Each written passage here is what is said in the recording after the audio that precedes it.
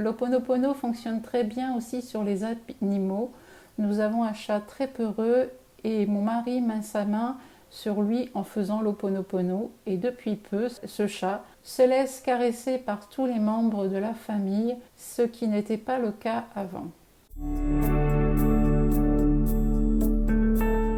Les animaux n'ont pas le mental ou l'ego qui vient entraver leur réception de ce qui se passe autour d'eux. Et les chats absorbent beaucoup les énergies dites négatives. Et là, pour le coup, on reste encore dans le feng shui. C'est comme ça que je l'observais dans mes consultations à une époque. Les chats vont se mettre dans des endroits plutôt néfastes pour les humains et les chiens, eux, vont se mettre dans des endroits plutôt positifs pour les gens.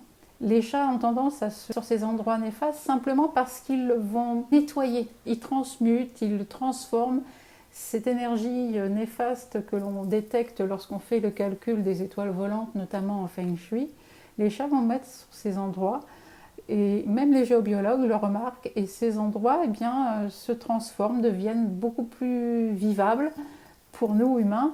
Ils ont donc l'habitude d'absorber, et ça tous les animaux le font je pense, y compris les chiens, d'absorber la négativité qui peut irradier autour de nous, qui peut être présente sans qu'on en ait forcément conscience, pour la libérer. Le fait de caresser, de toucher ce chat en se mettant à un niveau vibratoire plutôt dans l'amour, plutôt haut, il peut avoir compris qu'il n'avait plus besoin de faire ce nettoyage. Il pouvait aller vers toutes les personnes de la famille et qu'il n'avait rien à craindre parce qu'il avait senti que le niveau vibratoire avait changé, avait monté. Ce chat aussi pouvait avoir vécu un traumatisme auprès d'autres personnes, ce qui fait qu'il avait peut-être des réticences à venir vers les gens, vers votre famille. Il avait besoin de se reconnecter aussi au niveau vibratoire un peu plus élevé. Et le fait de monter son niveau vibratoire, nous en tant qu'humains, de monter notre niveau vibratoire avec désolé, pardon, merci, je t'aime, ou avec n'importe quelle autre technique qui vous met au niveau de l'amour, au niveau du cœur,